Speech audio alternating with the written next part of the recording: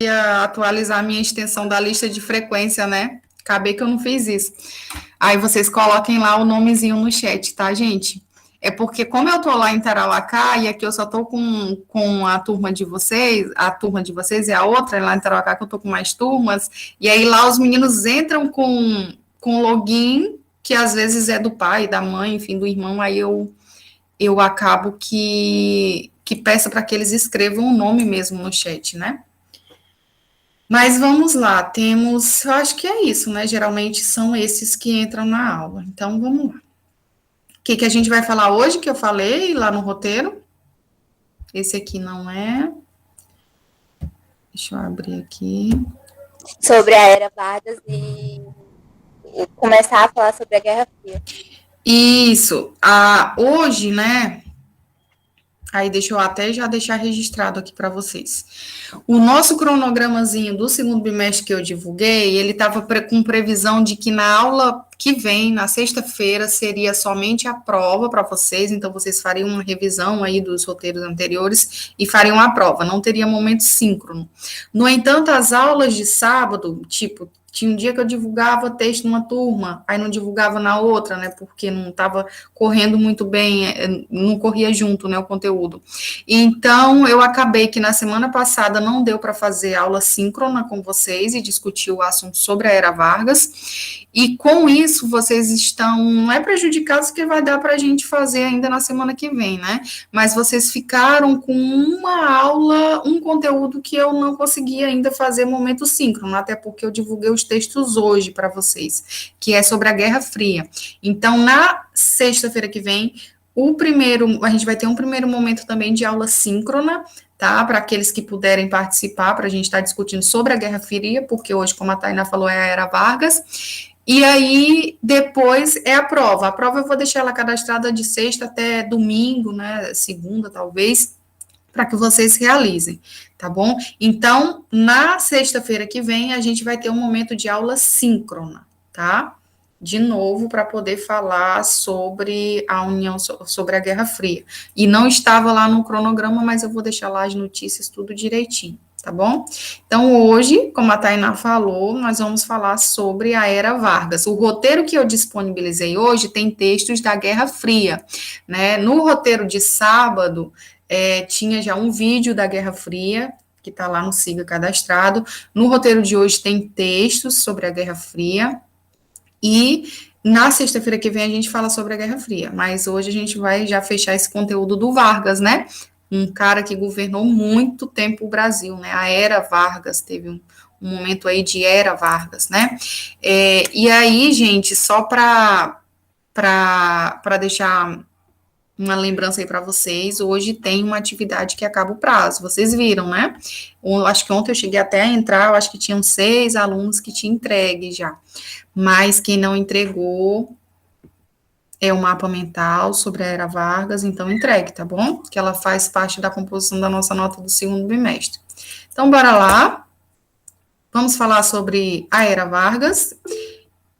Olha, não, eu nem sabia que ela ia levantar a mão. A Tainá já quer começar, que ótimo, maravilhoso, né? Eu já tô quase me aposentando, porque com os alunos assim que dominam o conteúdo desse jeito, né? Vamos lá, Tainá, dá aquele show aí para nós. Muito bom, né? Hoje eu vim preparada. Bom, a Era Vargas e suas três fases, como está lá no roteiro, né? Foi um período de 15 anos da história brasileira que se estendeu de 1930 a 1945, no qual Getúlio Vargas era o presidente do Brasil. Getúlio Vargas conseguiu destacar na cena política nacional e, por isso, a primeira fase de seu governo como chefe da República, entre os anos de 1930 a 1945, ficou conhecido como a Era Vargas. A ascensão de Vargas ao poder foi resultado direto da Revolução de 1930, que destituiu Washington Luiz e impediu a posse de Júlio Prestes, que era o presidente eleito que assumiria o país na época. A ascensão de Getúlio Vargas à presidência do país em 1930 ocorreu em virtude da decisão política entre as oligarquias estaduais. E essa ascensão aconteceu pela implosão do modelo político que existia no Brasil durante a Primeira República. Ao longo desse período, Getúlio Vargas procurou centralizar o poder. Muitos historiadores, inclusive, entendem o período de 1930 a 1937 como a gestão da ditadura de Vargas. Vargas também ficou marcado pela sua aproximação com as massas, características que se tornou muito marcantes durante o Estado Novo. Resumir as características da era Vargas é uma tarefa complexa, né? Principalmente porque cada fase assumiu aspectos diferentes. Tipo, a centralização do poder foi quando Vargas tomou medidas para enfraquecer o legislativo e reforçar os poderes do executivo. Essa característica ficou muito evidente durante o período do Estado Novo. A política trabalhista foi uma característica, né, também da era Vargas, que foi quando Vargas atuou de maneira consistente no sentido de ampliar os benefícios trabalhistas. Para isso, ele criou o Ministério do Trabalho e concedeu os direitos aos trabalhadores. Também teve a. Só um instante.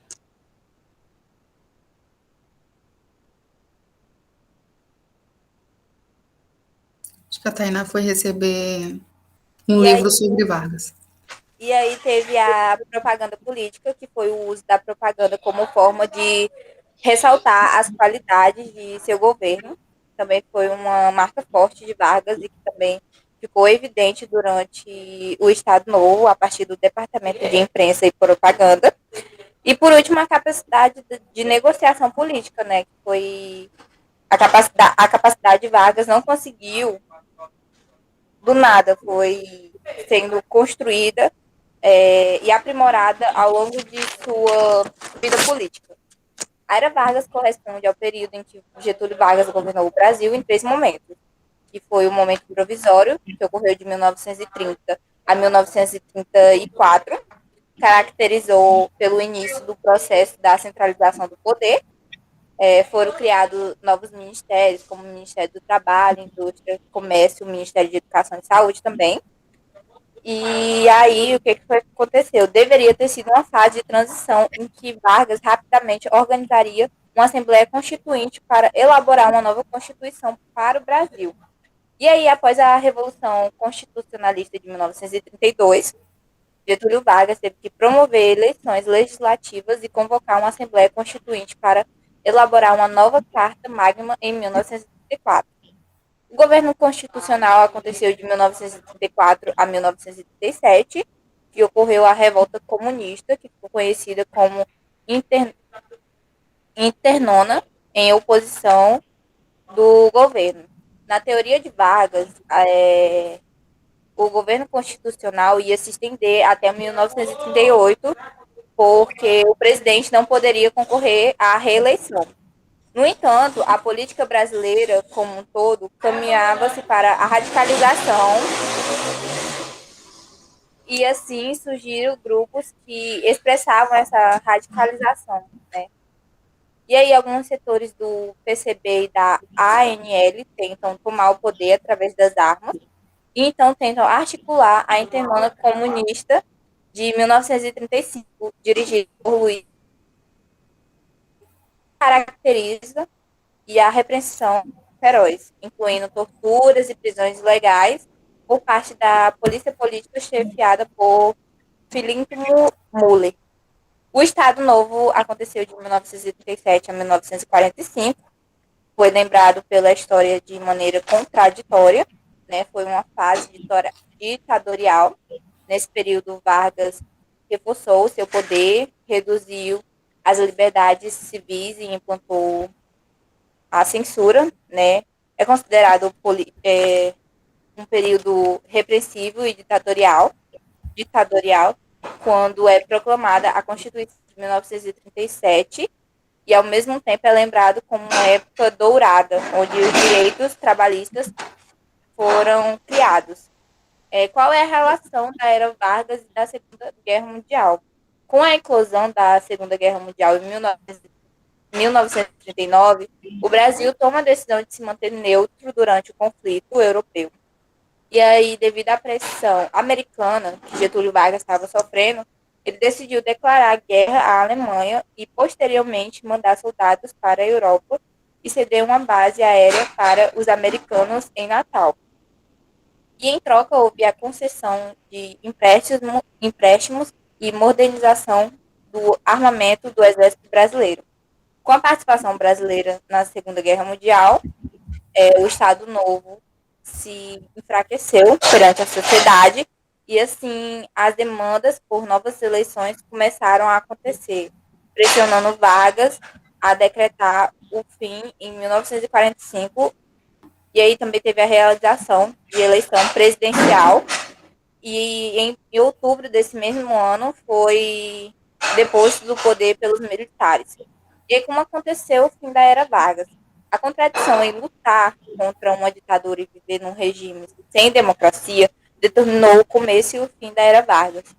No dia 29 de outubro de 1945, Vargas foi deposto por um golpe militar e pela União Democrática Social, sendo conduzido ao desterro na sua cidade natal, São Borges, no Rio Grande do Sul.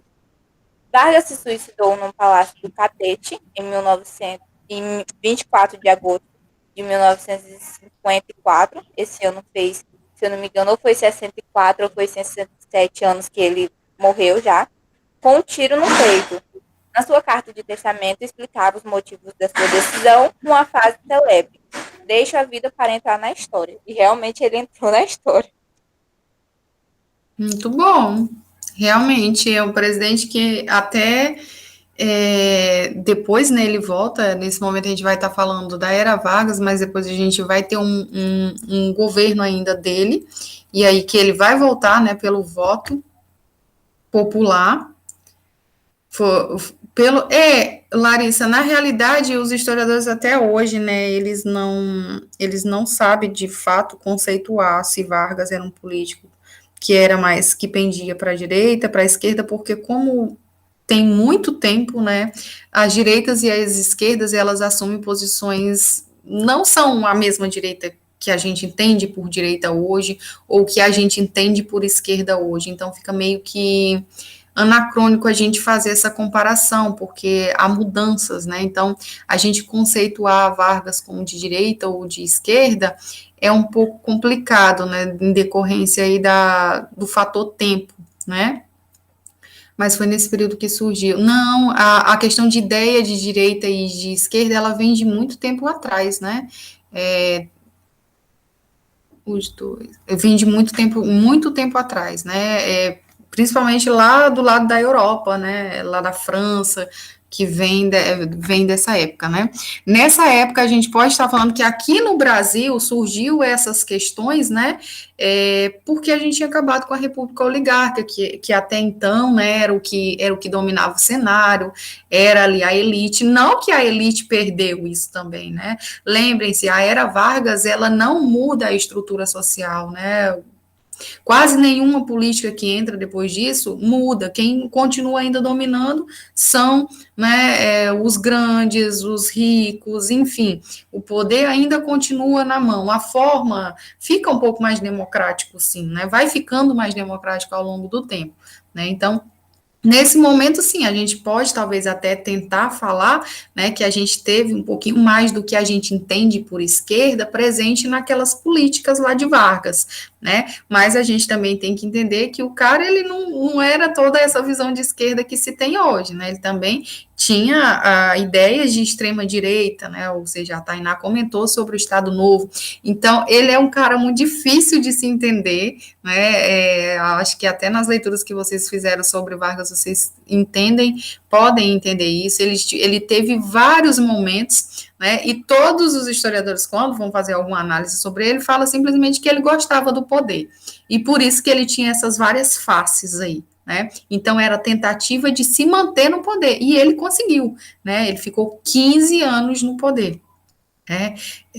Ou seja, foi um golpe em cima do golpe, mas foi o político que mais governou o Brasil aí, nesse período aí já da República, então ele ficou 15 longos anos, e depois ele ainda vai voltar pelo voto popular, né, então, de uma forma ou de outra, ele fez uma política que fez um enaltecimento da sua personalidade de governo entre as massas, né?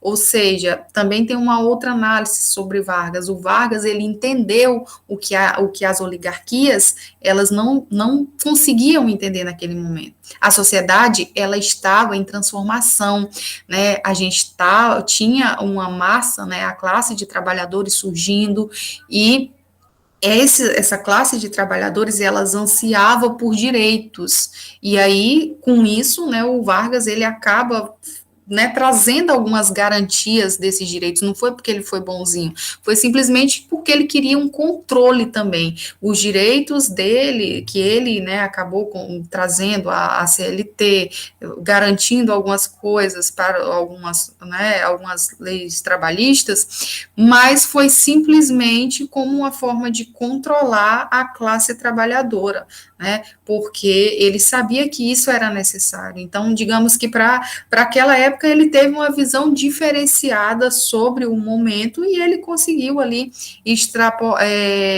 né, colocar sua política em prática realmente, tá? E os partidos da esquerda surgiram como designações. Isso, foi lá da época da França ainda que a gente tem essa questão de surgimento de direita e esquerda ainda, né? Pode falar, Luana. Enquanto isso, eu vou abrindo o meu slide aqui, tá, gente? Só Vou para tentar ser bem breve hoje. que a Tainá estava falando, né? Que ele permaneceu no poder durante 15 anos, né? Uhum. Por conta desse golpe. E ele também teve as etapas divididas, né? Em 3 etapas: o governo provisório, o governo constitucional e o Estado Novo. Cada uma delas representa uma fase diferente do modo de governar, né? Então, presidente. E ainda a existência de 3 etapas que mostrou a habilidade incrível de Vargas, que se mantinha no poder, né? Uhum. O que a Luana fala é muito certo. Ele teve uma habilidade na política, né? Então, uma pessoa passar tantos anos e mesmo assim depois, né? Ali no final, na sua saída, ainda ter uma massa, a massa popular, né? Apoiando e querendo a sua permanência, é um político muito hábil, né? E assim, que teve durante muito tempo ali que governou um estado ditatorial, né? De cassação aos seus inimigos, de cassação de partidos políticos, tá? Então ele foi muito hábil aí mesmo para poder se consolidar no governo, tá? Mas aí, gente, só para sintetizar, né, mas a Tainá, ela conseguiu abordar, a Luana também trouxe aí as 3 fases do governo Vargas, tá? Então, a era Vargas, né, ou seja, foram 15 anos aí, de 1930 a 1945. E aí, o cara, como a própria Tainá falou, né, ele vai fechar a história política dele ainda com algo que ele mesmo sabia que ia ficar na história, porque até está na internet a carta inteira, eu acho que foi num plano de estudos, eu coloquei uma frase, né, da carta, né, testamento lá dele, quando ele cometeu suicídio nele, e essa frase que marcou a história, né, saio da vida para entrar na história, né, como sendo a frase aí escrita por ele nessa carta testamento, né. Depois a gente vai entender os motivos que levaram, né, a esse suicídio de Vargas, mas de fato ele ficou na história, né? Para muitos ele foi um bom político, para outros, né, já existe essa nova abordagem de que ele tentava se manter no poder, porque de fato ele gostava era do poder, né? E aí ele tentou, né? Tinha até diversas faces, porque ele tentou fazer uma balança para os grupos que chegaram com ele no poder. Ele não chegou sozinho em 1930. Vocês lembram que lá em 1930, na Revolução de 1930, ela deixa para trás um governo oligárquico, que é o que a gente já estudou, que era as oligarquias, né? Aquela república dos coronéis, né? A política café com leite, aonde praticamente ficava Minas e São Paulo alternando a cadeira política. O voto era um voto aberto, não era um voto secreto, então tinha uma manipulação ferrenha no processo eleitoral, ganhava quem de fato eles queriam, né? As grandes oligarquias queriam, porque tinha um voto de cabresto, que os coronéis dominavam o cenário, né? E essa oligarquia ela vai ficar para trás, mas todo o processo também ele é motivado por parte das oligarquias. Vocês lembram que lá, né, nas eleições de 29, né, de 1930, estava no poder o Washington Luiz. O Washington Luiz, ele estava a mando, né, digamos, do governo paulista, ele representava São Paulo. Na política café com leite, era para ele indicar um mineiro para que assumisse, fosse eleito e assumisse a cadeira presidenciável. E ele não faz isso, ele indica um outro paulista, que é o Júlio Prestes, né? Com isso, há o rompimento das oligarquias, né, de Minas Gerais. Existia também no cenário outras oligarquias que eram grandes também, né, da Paraíba, do Rio Grande do Sul, que é de onde vem o Getúlio Vargas também, né, e essas outras oligarquias, elas formam uma aliança, tá, com a oligarquia mineira a partir desse momento. E, a partir desse momento, eles lançam uma candidatura do Getúlio Vargas e o vice dele, que era o João Pessoa, lá da Paraíba, tá? Essas oligarquias, elas, na eleição de 1930, né, elas saem como vencedor o Júlio Prestes, ou seja, Getúlio Vargas perde a eleição, mas aí a gente tem que entender que houve fraude, inclusive foi até um processo que foi fraudado, foi acusado por ambos os lados, houve fraude, né, houveram fraudes aí nesse momento. A gente tinha um modelo de eleição que favorecia a fraude que já era praticada há muito tempo, então favoreceu nesse momento, tá? Então, foi um processo fraudulento. E tanto é que o próprio Getúlio Vargas, né, o vice deles e quem apoiava a chapa, né, nesse momento, acusaram as eleições, queriam que não fossem válidas, né, porque foi um processo fraudulento. Mas de ambos os lados houveram fraudes, mas quem saiu aí o vencedor, mesmo assim, foi o Júlio Prestes, que não conseguiu assumir, porque mesmo tendo essas fraudes, num primeiro momento só se passavam de críticas, né? Foi um processo fraudulento, ela não foi correta, tem que fazer novas eleições e tal. Mas não tinha tido um motivo forte para que houvesse uma revolução, né, um golpe ali que derrubasse as oligarquias. E esse motivo vai acontecer quando o vice, né, que era da chapa do Getúlio Vargas, ele é assassinado lá na Paraíba. Depois vão descobrir, né, que não tinha nada a ver com a questão política, né, era a questão pessoal, ligadas a fatores de terras, enfim, lá de onde ele morava. Mas eles aproveitaram a morte do vice, do ex-vice do Getúlio Vargas, e acusaram ali as oligarquias, né, de São Paulo, de ter promovido o assassinato do João Pessoa por fatores políticos. No fundo, não era isso, mas eles utilizaram isso e juntaram, gente, né, se juntaram.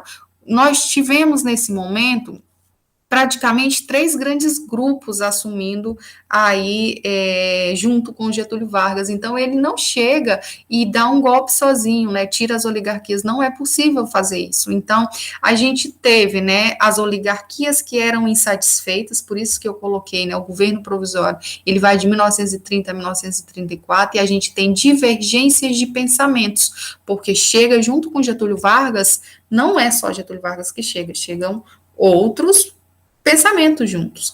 Os tenentes que apoiam a saída das oligarquias, né, que desde 1922 tem os movimentos lá, o tenentismo, que contesta o modelo de voto, ou seja, eles questionam o voto aberto, fala que era uma bagunça, que tinha que se haver uma organização, né, do processo eleitoral, porque era feio daquele jeito, eles queriam a moralização daquele sistema político daquela época. Então, teve inúmeros movimentos comandados por jovens oficiais ligados aí à ala militar, e muitos desses jovens eram tenentes, né, que queriam a moralização da vida política do Brasil naquele momento. Por outro lado, também, se temos aí as oligarquias que eram insatisfeitas, como eu já falei para vocês aqui, né, e é justamente essas oligarquias que juntam e apoiam ali o Getúlio Vargas. Perdeu, mas depois, assim, mesmo assim, continuam defendendo aí o Getúlio Vargas aí para tirar São Paulo do poder. tá? E, por outro lado, a gente tem que ressaltar que já existia no Brasil uma classe, né, digamos que incipiente de pessoas, né, de empresários brasileiros. A gente sempre teve no Brasil a implantação das indústrias, né, por substituição. Ou seja, as indústrias só foram implantadas no Brasil porque a gente teve a questão da Primeira Guerra Mundial, depois a gente vai ter a Segunda Guerra Mundial, também teve, né, a Segunda Guerra, mas nesse período aqui ela não tinha acontecido, e aí leva o Brasil a promover a industrialização, a substituição de importação. Então, na falta de produtos que vinham da Europa, o Brasil, ele começa a financiar a implantação das suas indústrias. E aí a gente já tinha muitas indústrias no Brasil e esses grupos também não se sentiam representados pelo governo das oligarquias, tá? Então, chega junto com Getúlio Vargas toda uma tropa, né, digamos assim, e com pensamentos diferentes. Então, por isso também que o governo do Getúlio Vargas, ele vai assumindo faces diferentes ao longo do tempo, né, porque, de uma certa maneira, ele tenta, né, incluir essas pessoas, esses grupos que chegaram com ele ali em 1930, tá? Então, como uma das primeiras medidas, alguém quer falar, pode falar, gente, que eu não estou olhando o chat. Também saindo assim um pouco do contexto, na década de 40, a construção civil teve o seu auge no governo do então presidente, né? E esse setor foi considerado um dos mais avançados da época. O Brasil era tendor importante da tecnologia do concreto armado. Perfeito. Houve inúmeras estatais criadas nessa época, eles tinham uma política bem nacionalista, né? Então, muitas indústrias, né, das siderurgias, né, na hora da mineração, né, na própria energia elétrica, nas hidrelétricas, tiveram o apoio, né, de Getúlio Vargas para as suas instalações, né? Então, cresceu muito nessa época a questão das indústrias, né, dos diversos ramos. Muitas das indústrias que foram criadas nessa época aí, principalmente do Estado Novo, né, na época da Segunda Guerra Mundial, e que há esse aumento aí da industrialização brasileira, claro que depois elas foram, né, nos governos neoliberais da década de 80 para frente aqui no Brasil, muitas delas foram vendidas para o capital estrangeiro, particular, né, mas eram indústrias estatais, tá? E que foram apoiadas aí muito, né, na época pelo Getúlio Vargas, financiadas, muitos empréstimos, né, então ele criavam indústrias, empresas, né, estatais, tá? Criou muitas dessas empresas estatais, tá?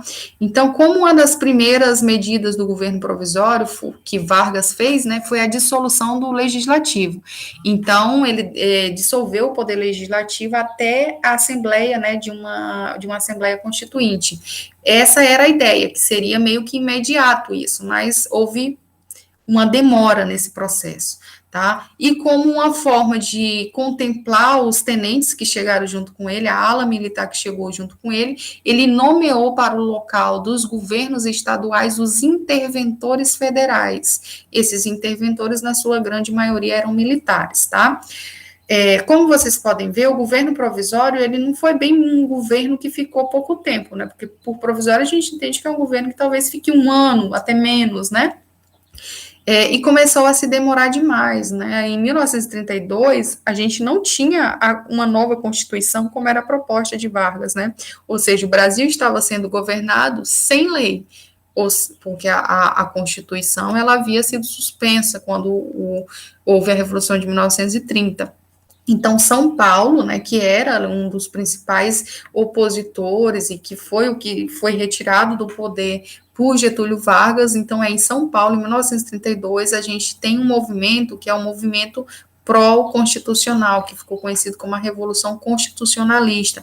Então, os paulistas pegaram em armas, né, parte das oligarquias, da própria população, houve propagandas para que se angariasse recursos para que comprasse armas, né? Então, até ouro as pessoas doavam para que conseguissem comprar armas para lutar contra o governo federal nessa época, né?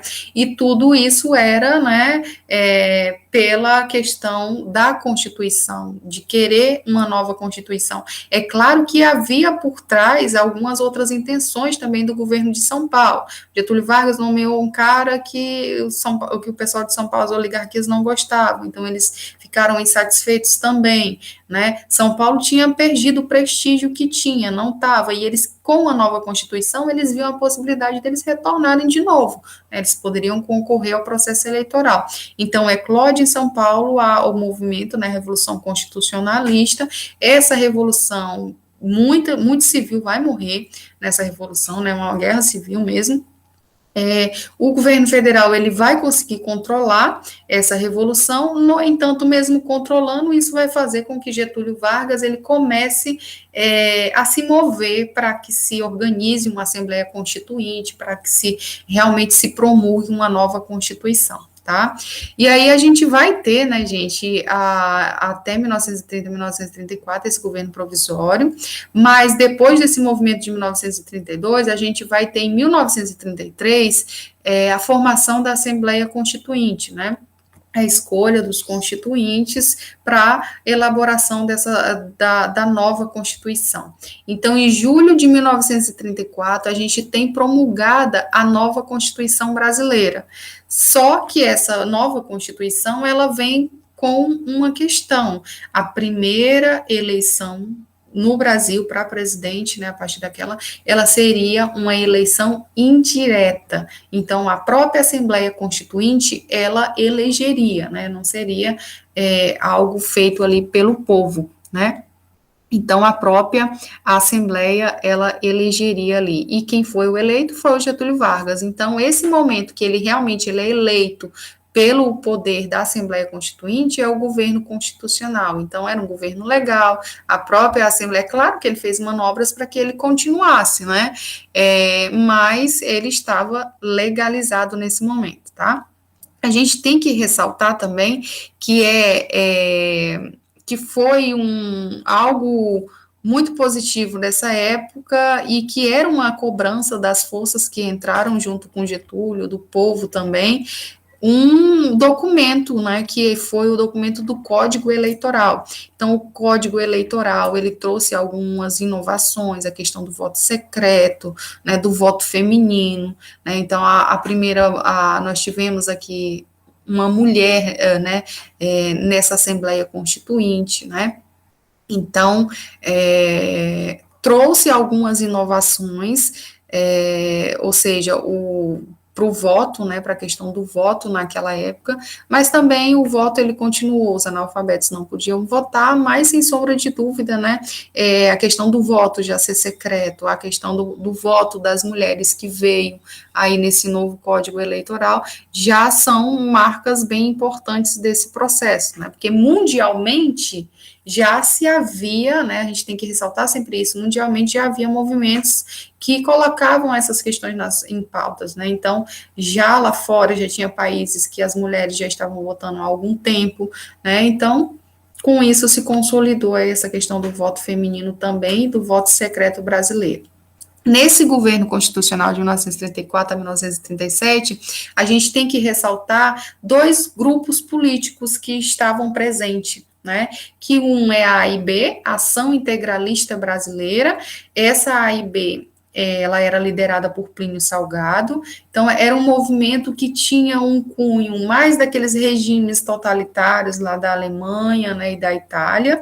Então eles defendiam que o Estado tinha que ser um Estado forte, nacionalista e controlador, então eles se aproximavam de Getúlio Vargas, porque eles viam no Getúlio Vargas essa figura, né, de ser aí esse ditador que defenderia e que faria do Brasil um Estado forte. Então ela até defendeu Getúlio Vargas aí no golpe, tá? E de fato, eles tinham um cunho bem daqueles regimes totalitários, tá, gente? Eles tinham até o fardamento deles, essa ação integralista, era um fardamento, uma roupinha verde, tinha até o símbolo igual o nazismo, né? Mas era um sigma, né, que na matemática quer dizer uma soma, tinha até a saudação, depois eu vou mostrar uma foto para vocês de parte desses grupos, tá? Então, esses grupos da AIB, eles eram contra a questão de um Estado muito liberal, que era o que, ou seja, a Bolsa tinha caído lá também, né, nos Estados Unidos, eles também condenavam essa questão, igual a Alemanha condenava.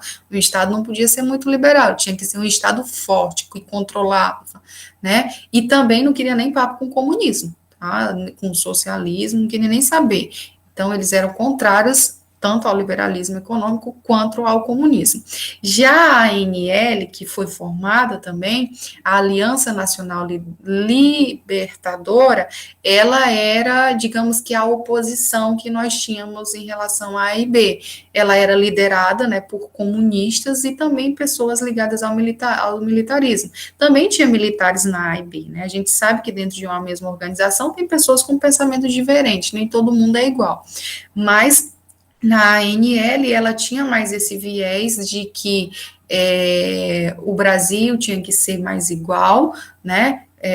Ou seja, o próprio Partido Comunista depois, né, lá na frente, começa a apoiar a ANL, e isso faz com que o Getúlio Vargas comece a olhar para a ANL como uma ameaça, né? E aí suspende a ANL, deixa ela na clandestinidade, tá? Mas ela tinha esse viés mais ligado ao socialismo, de reformas agrárias, de promover reformas agrárias, de fazer contra o pagamento das dívidas externas, de que o pagamento destinado às dívidas externas tinha que ser investido dentro do Brasil para que o Brasil crescesse, a sua economia aumentasse, né, e melhorasse a vida da população, tá? E com essas duas frentes, digamos, que a gente tem, né, essas duas forças políticas que a gente tem, o Getúlio Vargas, juntamente com a AIB, eles não têm bons olhos aí com a ANL, né, porque a ANL é mais ligada aí às ideias socialistas, tinham membros anarquistas, socialistas dentro da ANL, e aí eles tinham um medo, né, de que o socialismo invadisse, enfim, todo aquele medo que existia lá na Europa também, o pessoal tinha isso na cabeça, né, que o socialismo iria invadir, que iria dar muitas mortes também, né, porque quando os socialistas foram implantados em alguns países da Europa, foi dessa forma, né, que as propriedades, né, a elite morria de medo do socialismo, porque era uma forma de que eles deixariam de ter o poder, né, nas suas mãos, porque durante todo esse tempo, mesmo com as propostas trabalhistas, com as melhorias trabalhistas, a estrutura social do Brasil, ela continua a mesma. Existem melhorias para a classe trabalhadora, mas não se muda a estrutura social do Brasil. A elite continua detentora de tudo, né? Ou seja, até dos cargos políticos, né? Ela quem domina esse cenário político, tá? Então, com isso, né, a ANL, ela acaba liderando, né, um movimento, esse movimento, a Tainá até citou ele, que ficou conhecido como a Intentona Comunista, então foi um movimento em vários estados, que foi, depois, né, esse nome Intentona Comunista foi até um termo pejorativo, que depois eles deram, porque foi um movimento que acabou sendo fracassado. Eles não conseguiram o objetivo que queriam, que era derrubar o governo, né, implantar um governo mais socialista que atendesse a algumas reivindicações da ANL. Então, esse movimento ele foi contido pelo governo federal, muitas pessoas foram presas, né, muitos líderes que eram de outros países foram extraditados, mandados embora, né, e esse movimento aconteceu em 1935. A partir dessa intentona comunista, deu um cenário muito propício para que o golpe, né, do Estado Novo, um novo período do governo de Getúlio Vargas, ele fosse elaborado.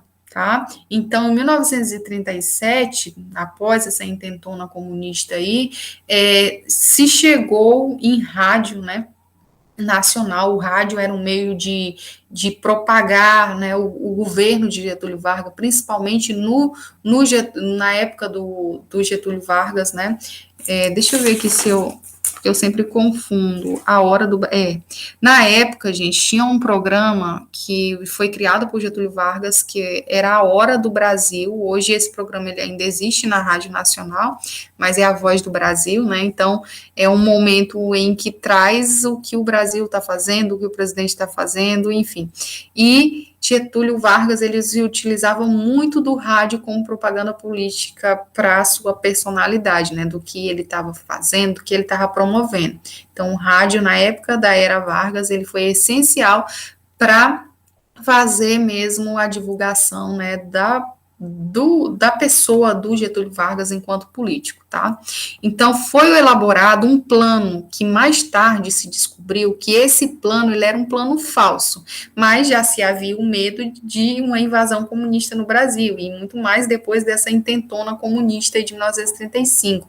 Então, esse plano, ele foi formado, ele foi elaborado por membros dessa AIB, né, que não gostavam nem um pouco de comunista e que também se aliaram a Getúlio Vargas, né, e aí o Major Mourão, né, o Olímpio Mourão, ele era dessa AIB, então foi um dos que fez na época o plano, que elaborou, né, esse plano Cohen, só que não saiu que era eles disseram que tinham apreendido, né, que tinham pego esse plano, e era um plano comunista, e que esse plano queria dar o golpe e implantar o comunismo no Brasil, tá, e aí leram no rádio, né, parte desse plano comunista de tomar terras, né, ou seja, relacionados até à questão da religião também, de suspensão de dívidas, enfim, de muitas mortes que deveriam haver, né, para que de fato fosse implantado o comunismo no Brasil. Então, quando esse plano político é lido no rádio, o Getúlio Vargas, ele faz um terror, né, na população, a população começa a ficar apreensiva, nossa, o comunismo vai chegar, e aí tudo aquilo que colocavam na cabeça da população de que era o comunismo, eles acreditavam, né, então houve-se um medo da implantação do comunismo no Brasil, e as elites, elas não queriam nem um pouco que o comunismo fosse implantado no Brasil, né, porque senão iria perder a oposição e o prestígio social que até então ainda mantinham, né.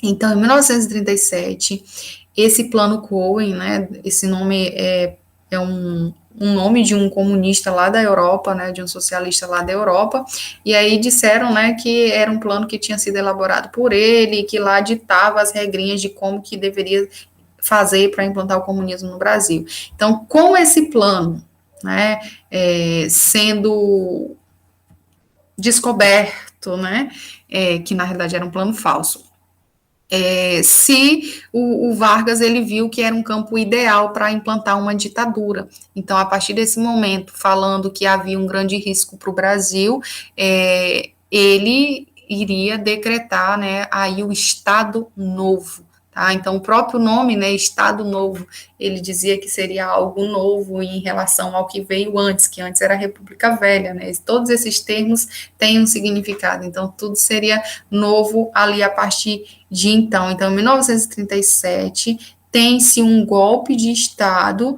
né, pautados e fundamentados pela ameaça comunista, então não foi algo só inventado lá na ditadura militar, não, né, em 1964, isso aí já é bem anterior. Então a gente tem a implantação de um Estado controlador e autoritário e que passou por cima da Constituição que a gente tinha. Então, em 1937 a 1945, a gente vai ter o Getúlio Vargas governando com autoritarismo. Tá bom? Então, as primeiras medidas, ele dissolve o Congresso Nacional, né, faz uma nova Constituição, e aí coloca os amplos poderes nas mãos do Executivo, né, tira ali a questão do Legislativo e do Judiciário, ele tem o poder maior, ele centra.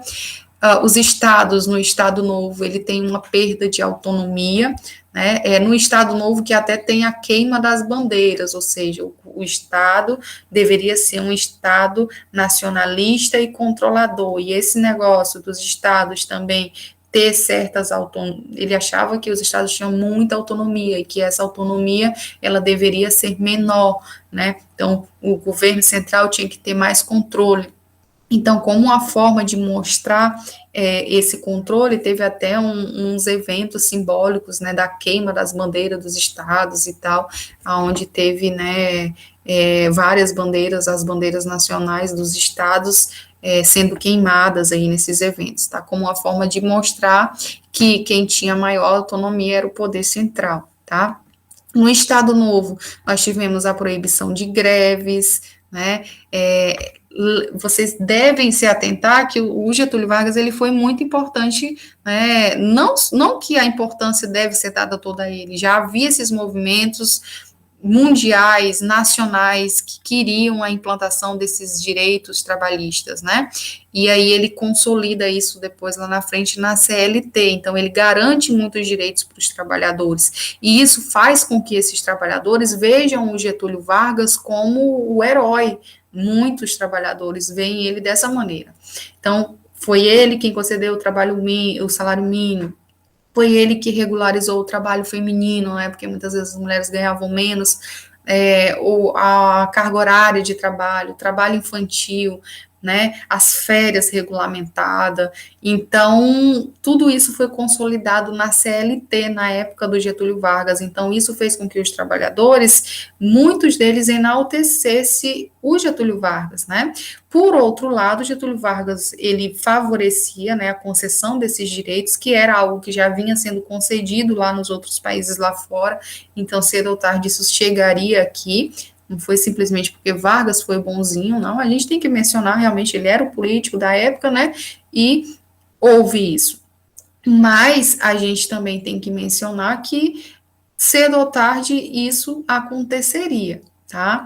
Então, nesse momento aqui, o Getúlio Vargas também, a gente tem que mencionar aqui nesse momento que o Getúlio Vargas, ele agiu concedendo direitos trabalhistas, consolidando lá na CLT, né, a carteira de trabalho é dessa época de Getúlio Vargas, foi criada pelo Getúlio Vargas e tudo mais. Nessa época que o Getúlio Vargas, ele também tentou controlar os sindicatos, tá? Era uma forma de os sindicatos, eles estavam autorizados a funcionarem, no entanto, eles apoiavam o governo, era como se, né, eles não eram permitidos discordar das decisões do governo, né, fazerem greves, essas coisas, eles podiam existir, mas era como uma questão de consultores para o governo, sabe? Então, existiam os sindicatos, mas eles eram controlados também pelo governo, tá? Nessa época. Não tinha autonomia ali dos movimentos que eles podiam fazer nesse momento.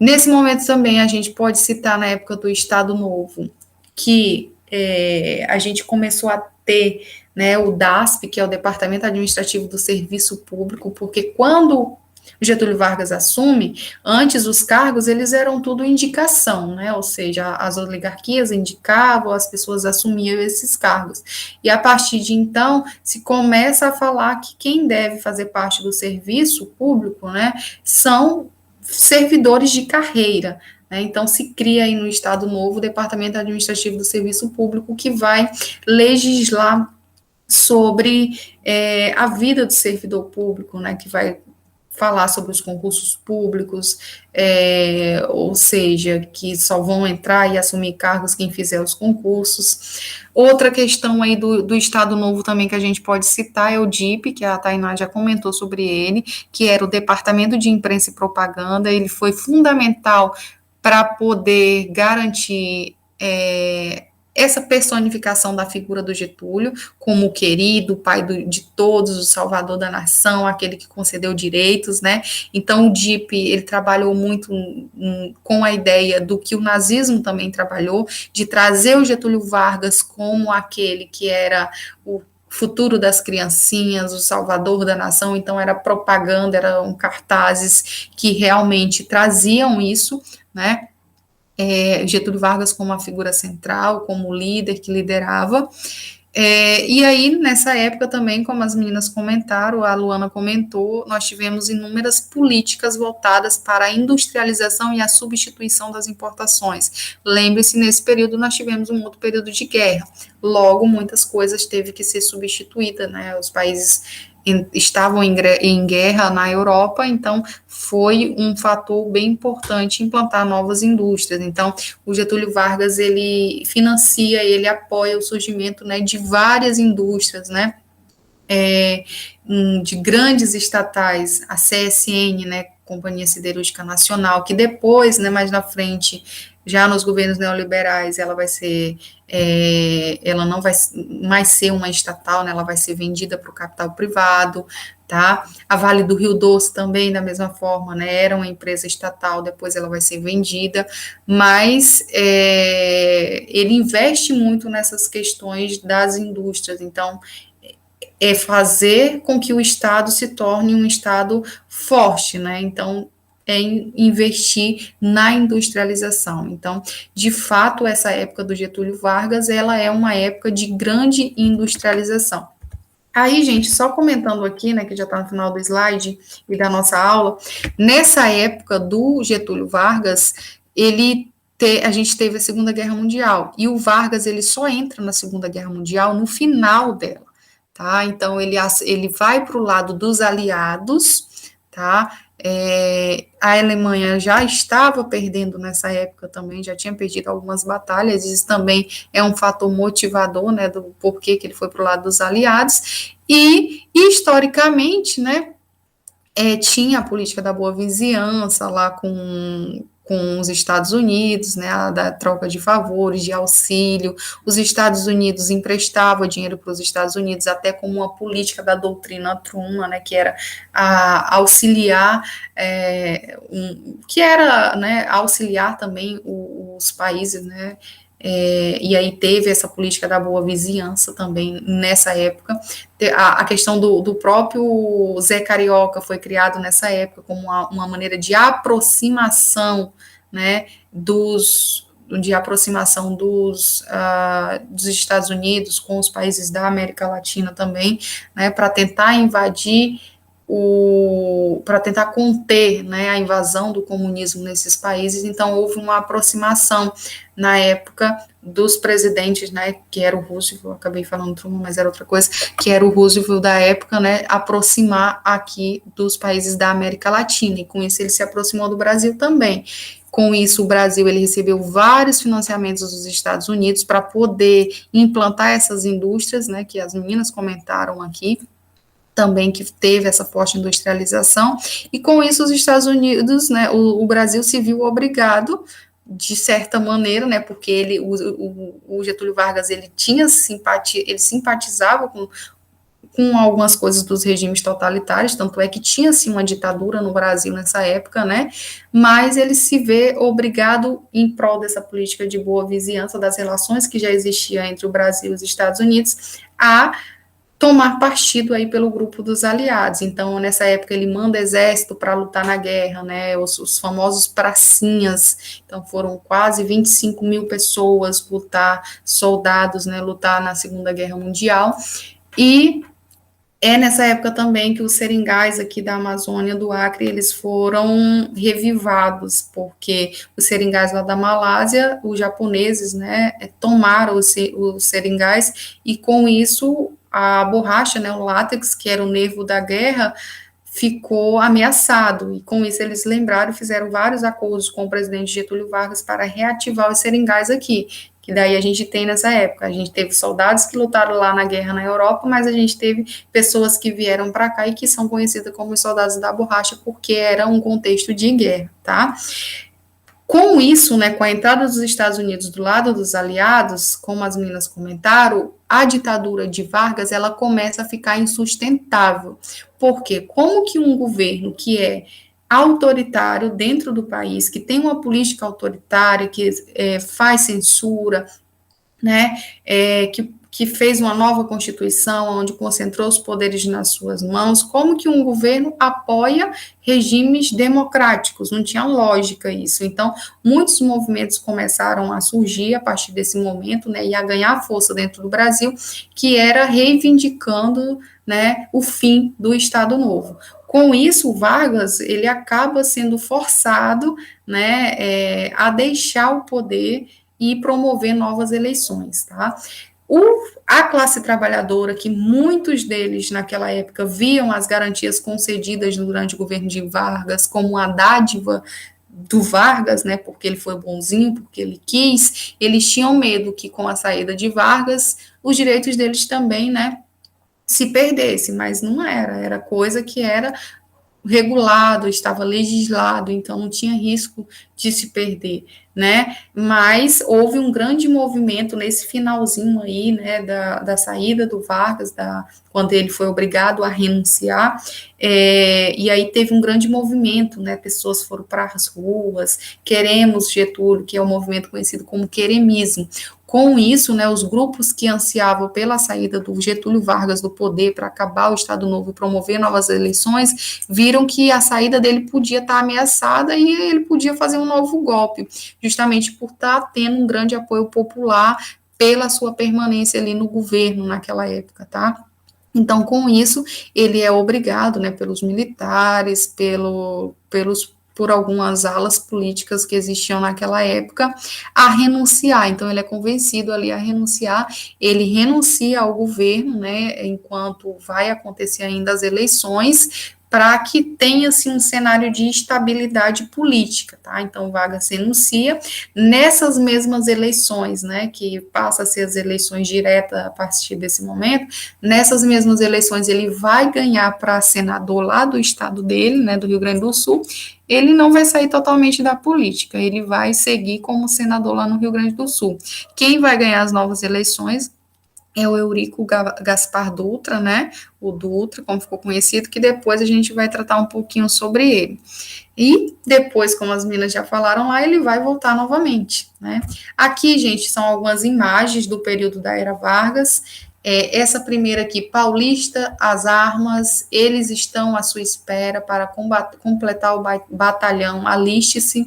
Elas fazem referências ao movimento da Revolução Constitucionalista de 1932, em prol da Constituição, lá na época do governo provisório do Getúlio Vargas. Esse símbolo, MMDC, ele é um símbolo bem importante, porque foram jovens que foram mortos, tá, durante o movimento da Constitucional. Então, Martins, Miragaia, Drauzio e Camargo eram estudantes que foram mortos aí no confronto, né, com o governo federal, e aí eles se tornaram mártires aí da luta pela Constituição.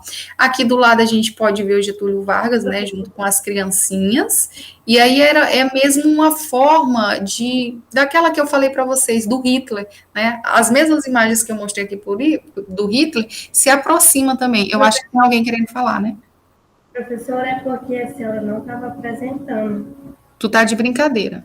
Sério, desde o começo a gente pensava que a senhora só estava conversando, só que não estava. Gente do céu, como é que eu não apresentei isso?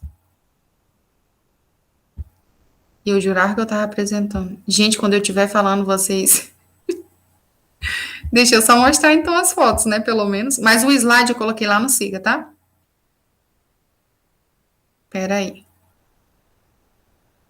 Eu não vi, aí eu não vejo o chat, né? E agora, vai? Agora sim. Meu Deus. Eu só falando aí, vocês me ouvindo. Aqui foi o que eu expliquei para vocês, tá? Eu fui pontuando, depois vocês dão uma olhadinha, que são as 3 fases, que é justamente o que eu pedi lá no mapa mental: governo provisório, governo constitucional, ditadura do Estado Novo, né? O Estado Novo. E aqui são as fotos, as fotografias que eu falei para vocês que eu estava mostrando nesse momento, tá? Então, essas 2 primeiras, elas retratam a Revolução Constitucionalista de 1932, aonde convocava-se os paulistas para se alistar no batalhão, lutando contra o governo federal e em prol de uma Constituição. E aí tem os MMDC, né, que era justamente os mártires, né, os jovens que morreram nesse movimento aí constitucional, e eles morreram, e aí eles se tornaram mártires, né, então todos os cartazes tinham a sigla dele, até como uma forma de convidar as pessoas para se alistar, para servir o batalhão, né, de São Paulo, nesse processo constitucional. Nessa outra foto aqui tem a imagem do Getúlio Vargas, né, junto com as crianças, então, que ele era, né, o futuro da nação, das crianças, aquela mesma coisa lá do Hitler que a gente já tinha estudado anteriormente, tá? Então, o DIP, que era o Departamento de Imprensa e Propaganda, que eu citei, ele queria, né, incutir a ideia de que o Getúlio Vargas era o ideal para a nação, era aquele que faria um Estado forte, nacionalista, né, e poderoso. Já essas mulheres aqui, essas fotografias, são de pessoas que seguiam a AIB, a Ação Integralista Brasileira, que era liderada lá por Plínio Salgado, que era contra o socialismo, que apoiavam um Estado forte, controlador, até uma ditadura, né, porque eles não queriam socialismo e também não queriam o liberalismo, bem parecido lá com os regimes totalitários. E eles tinham a fardinha e tudo, né, igual aqueles que estão lá, militarista lá do Hitler, né. Então, tinha as fardas, tinha o movimento, né, que era essa mão estendida para cima, que significava Naue, que na língua tupi era você também é meu irmão, e o sigma, né, aqui na blusa deles, tá? Então, um símbolo também da AIB. E essa outra, como eu falei agora no final, foi o movimento queremismo, que foi já próximo à saída de Getúlio Vargas, que os trabalhadores foram para a rua em prol da permanência do Getúlio Vargas no poder, porque eles tinham medo, né, na cabeça deles, se esse Getúlio Vargas saísse, os direitos também seriam retirados, né? Então, queremos Getúlio porque ele nos deu aposentadoria, né? Então, o queremismo é queremos Getúlio, e isso fez com que houvesse essa preocupação que Getúlio Vargas pudesse dar um novo golpe, já que estavam até sendo apoiados pelas massas trabalhistas, tá? E isso fez com que ele renunciasse, tá, gente? Era só essas fotos mesmo, infelizmente eu não coloquei, né?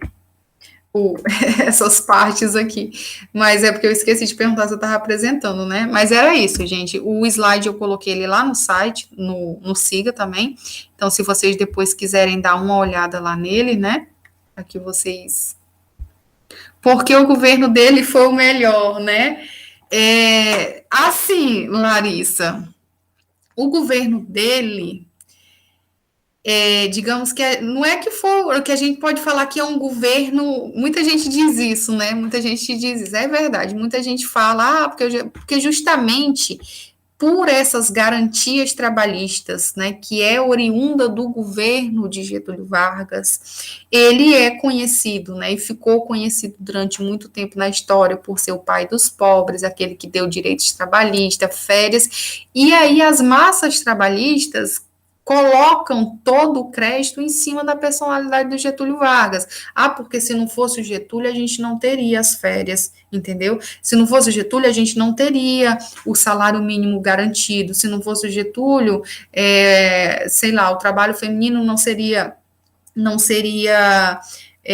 legislado, né? Não seria regulado, porque as mulheres ganhavam menos também, trabalhavam mais, ganhavam menos, insignificante. Então, realmente, sempre vai ter na cabeça das pessoas que estudam e que às vezes leem sobre Getúlio Vargas, porque a CLT, né, teve a consolidação das leis trabalhistas na época do Vargas, o voto feminino foi na época do Vargas, né? Eu não estou tirando o crédito de que realmente foi no governo de Getúlio Vargas que tudo isso aconteceu, né? No entanto, a gente deve sempre observar o cenário. O mundo estava passando por um processo revolucionário nessa época, né? A questão do voto feminino não era um processo do Brasil, né? O voto feminino estava sendo concedido, já tinha greves de trabalhadores eclodindo no mundo afora pela questão dos direitos trabalhistas. Então, os países que conseguiam controlar os trabalhadores, eles tinham que ceder de alguma forma, né, esses direitos trabalhistas. Então, o Vargas, ele foi um político muito esperto, ele viu isso e ele tratou de garantir isso. Então, de uma certa forma, ele controlava os sindicatos para evitar greves, né, ou seja, para os sindicatos fazer o que ele ditava. No entanto, ele também, de outro lado, ele concedia os direitos, até como uma forma de controlar os movimentos, porque se houvesse movimentos, esses movimentos prejudicaria também os industriários, né, que era aí um grupo que também apoiava o Getúlio Vargas. Então, ele tentava fazer compensações, sabe? Então, essas compensações faz com que os trabalhadores, e tanto é que teve o queremismo, né? Então, naquela mesma época, o pessoal não via o Vargas, né? Muita gente não via. O Vargas como o ditador que ele foi, como, né, várias pessoas morreram nessa época aí do Getúlio Vargas em nome dessa ditadura do Estado Novo, mas as pessoas não enxergavam isso. Bem contraditório, realmente, as pessoas não enxergavam esse lado do Getúlio Vargas, principalmente para aqueles que haviam sido beneficiados pelos direitos que foram consolidados na época do Getúlio Vargas, né? Getúlio Vargas também tem uma grande participação na questão da educação, né? Ou seja, até então, a partir do Getúlio Vargas que é criado o Ministério da Educação, da Saúde, e é tido, né, a educação primária como uma educação obrigatória, né? Até então a educação era das elites, então, de certa maneira, ele fazia suas compensações, né, visualizando os cenários mundiais né, de reivindicações que existia, mas de outra forma ele se mantinha no poder, passando por cima da Constituição, sem respeitar liberdades, né? Então, de acordo com a biografia, né, com os livros que tem aí de história sobre o Getúlio Vargas especificamente, nunca na história, depois da independência do Brasil, um governante teve tanto poder nas mãos como foi na época do Estado Novo, né? Ou seja, o Getúlio Vargas, na época que ele outorgou a Constituição, que ele tirou os poderes do Legislativo, do Judiciário, né? Ele concentrou tanto o poder que nenhum outro, depois de 1822, né, nem os dos impérios lá, eles tiveram tanto poder concentrado como foi o próprio Getúlio Vargas, que podia fazer o que bem entendia, né? Mas, sem sombra de dúvida, o Vargas, ele sempre vai ainda ter, durante muito tempo na história, ser só lembrado como o bonzinho, o pai dos pobres, aquele que concedeu direitos, né? Mas a gente tem que ver essa outra face também, que ele simplesmente ele fazia movido para conter, né, para tornar a balança favorável para que ele continuasse no poder, e os direitos foram concedidos por uma questão de luta trabalhista. Não foi porque o Vargas foi bonzinho, era um processo que estava vindo desde o início do século XX, um longo processo de luta desses trabalhadores, do voto feminino, havia movimentos, não foi de uma hora para outra que o Vargas resolveu, não, né? Tinha um cenário mundial aí por trás. Mas você sempre vai ouvir, sim. Como é que é? Na sua opinião, ele foi o melhor mesmo e único? Na realidade, para mim, todo governo que faz uma ditadura, que implanta um regime totalitário, ele vai ser de longe o melhor para mim, né? Eu não tiro, né, o mérito do Getúlio Vargas de algumas coisas, né? Sim, mas assim, não é obrigação de um político fazer isso, né? Tentar melhorar a economia, tentar trazer leis que asseguram os trabalhadores, enfim, é obrigação, não é favor que eles fazem para a gente, né? Mas, para mim, um governo, né, ressalta a questão da industrialização, das indústrias nacionalistas na época do Getúlio Vargas também, né, dele ter fomentado isso, foi um fator muito importante, né? Mas a ditadura dele, né, a forma com que ele se manteve no governo, foi um governo antidemocrático, né, foi um governo ditatorial. Então, para mim, isso já invalida muita coisa, né, então eu, de forma alguma, eu considero ele um governo melhor do mundo, né? Teve os pontos bons, a gente pode citar, né, a gente cita os pontos bons dele também, mas a gente também tem que enxergar o outro lado, né, não trazer só aquela visão que sempre enalteceu o Getúlio Vargas, tá? Pois é, gente, já é 12 horas, né? A gente passou demais hoje. E eu nem coloquei o slide, né, para vocês. Mas é isso. Alguém quiser falar mais alguma coisa, senão a gente já está liberado para o almoço, tá?